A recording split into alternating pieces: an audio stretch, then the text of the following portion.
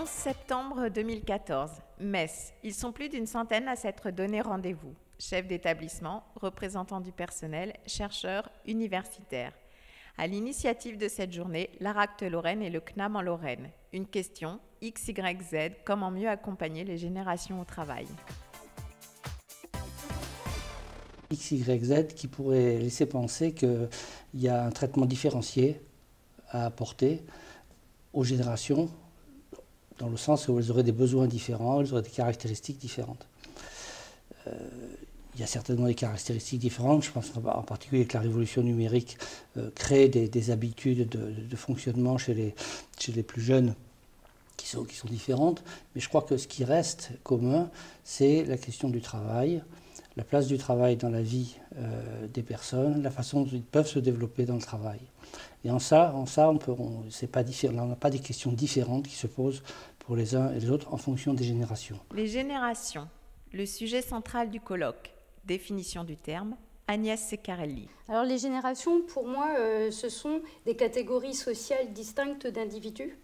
Des individus qui ont été en fait marqués par des événements historiques majeurs, des événements culturels, sociaux, économiques, politiques. Et l'ensemble de ces événements vont façonner à la fois leurs croyances, leurs attitudes, leurs valeurs et leurs comportements. Différentes générations à faire travailler ensemble permettent à l'entreprise d'être performante, novatrice et conserver son savoir-faire. Et pour l'entreprise, la gageure, c'est de favoriser les transmissions de connaissances, de savoir, de savoir-faire, de permettre que ces générations puissent travailler ensemble pour atteindre les objectifs qui sont fixés par l'entreprise et la faire avancer. Donc les jeunes générations vont pouvoir apporter à l'entreprise un regard innovant, créatif, avec de nouvelles pratiques dans les processus. Et les générations dites seniors, elles, ont l'expérience, le savoir-faire. Et la gageure pour ces générations-là, c'est de transmettre les processus qui existent, dans le but, avec les jeunes générations, d'optimiser l'existant. AG Emploi, des dispositifs juridiques et réglementaires pour les entreprises.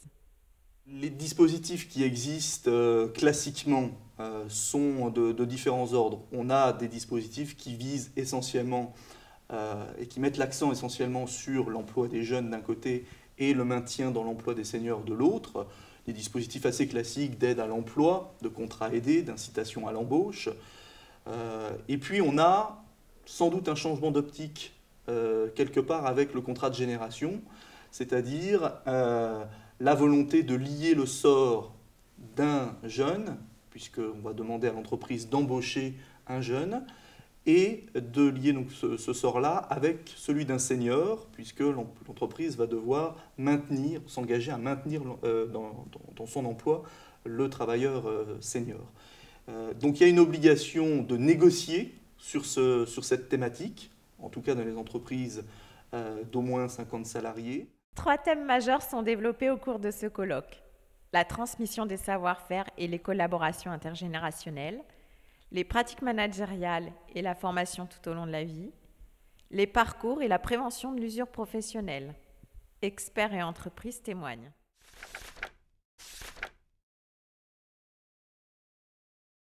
En matière de prévention, il est d'une part nécessaire de s'intéresser aux situations de travail, aux conditions réelles de travail à l'instant T, ce qu'on peut faire classiquement en matière de prévention, mais il faut aussi inscrire ces éléments de compréhension au regard des parcours professionnels des salariés pour bien comprendre ce qui peut se jouer au fil du temps et qui amène soit certains salariés à rencontrer des problèmes de santé à un moment donné, ou soit certains salariés à s'extraire de certains processus d'usure et trouver de la satisfaction au travail tout au long de la vie professionnelle.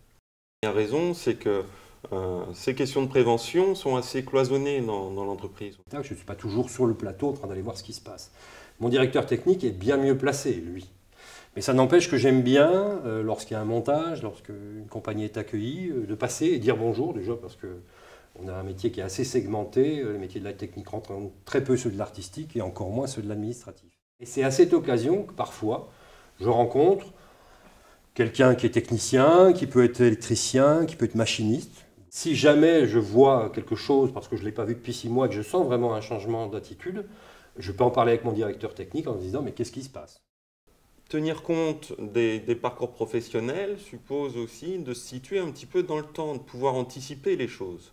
Et anticiper suppose d'avoir une vision stratégique. Alors je dirais il faut déjà distinguer deux choses, c'est-à-dire les permanents, que je vois régulièrement, puisque je suis aussi permanent, et les intermittents, c'est-à-dire ceux qui passent et que je vois de temps en temps. C'est vrai que la spécificité du métier du spectacle, c'est que vous voyez parfois des gens tous les 6 mois, tous les 3 mois.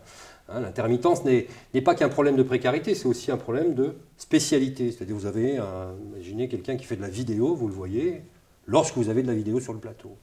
Et c'est d'autant plus frappant que cette personne, vous la voyez à des étapes très différentes de sa vie. Et donc, on est d'autant plus frappé par des changements physiques ou des changements d'attitude. C'est de dire tout simplement qu'il y a beaucoup de moyens qui existent aujourd'hui pour travailler ces questions des parcours, que ce soit pour les TPE, les PME ou les grandes entreprises.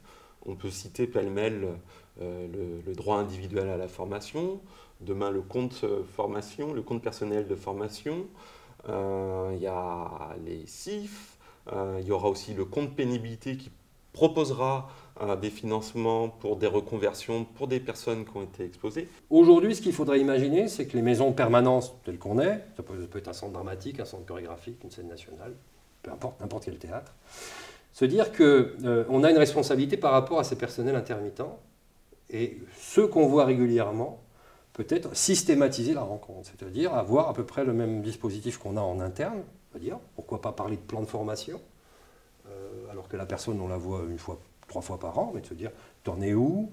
Est-ce que tu voudrais changer de parcours? Et donc ça, c'est la première étape, discuter. Hein. Et la deuxième étape, ça va être de porter ces plans de formation ou ces reconversions. La question qui se pose finalement, ce n'est pas forcément celle des moyens, plutôt celle des conditions qui vont pouvoir permettre de transformer ces moyens en ressources réelles.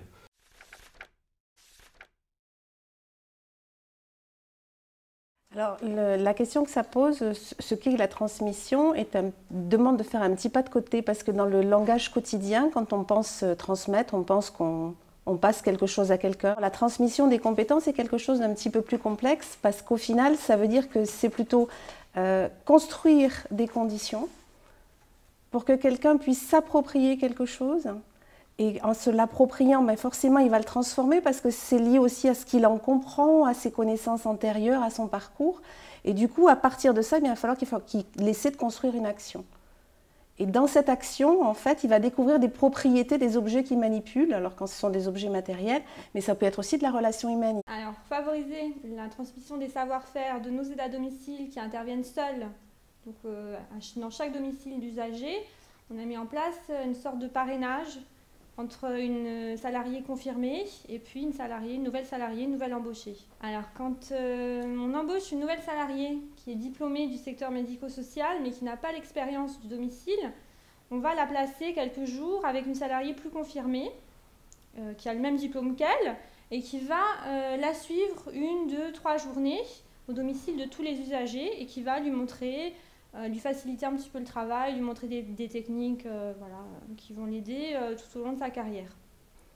Et du coup, la transmission met tout ça en œuvre du côté de l'apprenant et du côté de celui qui doit construire les conditions pour que l'autre apprenne. Ce qui est compliqué, c'est d'arriver à trouver les mots pour expliquer ce qu'on fait dans le quotidien.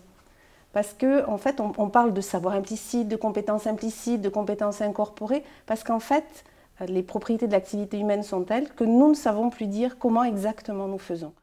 La difficulté pour nous était de recruter des aides à domicile qui étaient diplômés mais qui n'avaient pas encore l'expérience du domicile. Donc du fait, on a pensé à une idée de binomage et on l'a proposé aux salariés plus confirmés parce que ça marche uniquement sur du volontariat. Donc du coup, les salariés confirmés sont valorisés du fait qu'on reconnaisse leurs compétences en tant que salariés aide à domicile. Et ça leur apporte une sorte d'avantage personnel de pouvoir transmettre ce qu'elles savent à des salariés plus jeunes qui sont quand même diplômés, donc qui ont les gestes techniques mais qui n'ont pas encore l'expérience du domicile. Mais la transmission, quand quelqu'un vient dans une entreprise, c'est au sein d'un collectif beaucoup plus large. Et ce qui n'est peut-être pas compris dans l'interaction avec un tuteur, ça peut peut-être se jouer avec quelqu'un d'autre du groupe, ou du collectif plutôt, parce que vont aussi circuler des valeurs, des façons de faire. Le tuteur a peut-être des façons de faire qui sont différentes de celles d'un de ses collègues. C'est peut-être, pour la personne qui va apprendre, c'est peut-être plus facile d'apprendre avec le collègue parce que ben, ça colle mieux, ça, on comprend mieux, plus aisément. Ça se joue quand même dans quelque chose de beaucoup plus large qu'une interaction singulière entre deux individus. Pour les jeunes à qui on propose aussi ce binômage, parce qu'elles peuvent aussi refuser, ça leur apporte un soutien et ça crée un esprit d'équipe dans l'association, du fait qu'elles travaillent seules à domicile, et puis là, du coup, elles vont connaître quelqu'un qu'elles vont pouvoir appeler tout au long des premières semaines de leur embauche, des premiers mois, quelqu'un qui n'est pas leur supérieur hiérarchique, mais qui va pouvoir les aider sur des petites choses voilà, que la responsable de secteur ne connaîtra pas forcément. Et ça prenne aussi, du coup, dans ce collectif, autre chose que des gestes.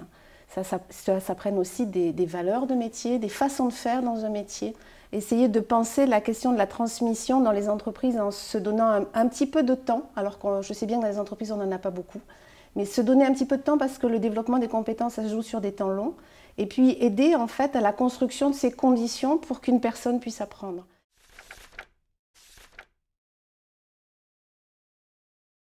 En termes de carrière, les DRH ont beaucoup de mal à promettre une carrière sur 20 ans à nos jeunes. Donc, ils vont promettre sur 3 ans, sur 5 ans, etc. Et pendant ces 5 ans, il faut utiliser ces 5 ans-là pour développer le plus leurs compétences et montrer que vous investissez dans le capital humain, ce qui est très important. Donc, ils sont à la demande en recherche de contenu, ils sont en recherche aussi de reconnaissance, c'est-à-dire que leurs efforts doivent être reconnus beaucoup plus que les anciens et beaucoup plus rapidement que les anciens. Donc ils veulent des progressions rapides, ils veulent des formations enrichissantes pour eux, mais qui pourront aussi déployer à l'extérieur. Le transport, c'est un métier vraiment très spécifique, on a besoin de l'apprendre sur le terrain et c'est la raison pour laquelle voilà, on souhaite former nos futurs directeurs de filiales par ce biais. Donc aujourd'hui, c'est un système qui fonctionne puisqu'il y a à peu près 40% des directeurs de filiales qui sont issus de ce parcours pépinière et environ 50% des directeurs adjoints. Donc en fait, une pépinière, c'est tout simplement le fait d'intégrer une personne pendant 2 ans, donc avec véritablement un parcours d'accompagnement pendant les 6 premiers mois.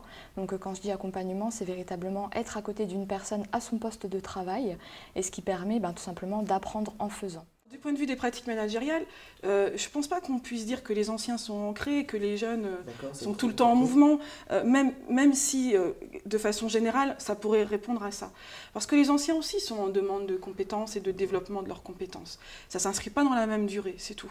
Donc l'entreprise, pour réunir les deux, l'intérêt qu'elle a, c'est de développer cette fameuse employabilité, donc développer la compétence, les compétences de ses collaborateurs. À la fois des compétences internes, des compétences spécifiques à l'organisation, mais aussi, ce qui est moins le cas, des compétences générales, c'est-à-dire des choses que les individus, les salariés pourront revendre par ailleurs. Transmission en situation de travail, management, parcours et formation sont des conditions favorables pour construire les collaborations intergénérationnelles. Pierre Falzon développe l'idée d'organisation capacitante. Qu'est-ce que c'est qu'une organisation capacitante? C'est une organisation qui permet le débat sur le travail, qui permet aux différents points de vue, liés aux différents métiers, aux différentes fonctions dans l'entreprise, de se parler, de telle sorte qu'on puisse, dans la mesure du possible, aboutir à un consensus qui permette de construire finalement les règles du travail tout au long en fait, de sa vie professionnelle. Et qui permettent d'une certaine façon, comme pour reprendre l'expression d'un collègue, qui permettent de mettre l'organisation à sa main. Voilà. Mettre l'organisation à sa main, ça veut dire être capable de discuter des règles du travail avec d'autres et de les adapter en fonction des besoins qu'on ressent du point de vue du métier. Alors maintenant, qu'est-ce que c'est que l'intervention capacitante? C'est une intervention qui favorise ça. Une intervention qui, au cours même de l'action dans le travail, favorise justement cette discussion des points de vue et met en place une forme de démocratie locale qui prémisse peut-être d'un moment d'une démocratie plus durable de l'entreprise. Je rentre, depuis il n'y a pas longtemps, je rentrais de Scandinavie où la culture démocratique, y compris dans les entreprises, est très différente. Nous manquons cruellement de ça en France. Et je crois que l'intervention doit être un moment d'apprentissage pour les personnes et pour l'organisation de ce point de vue.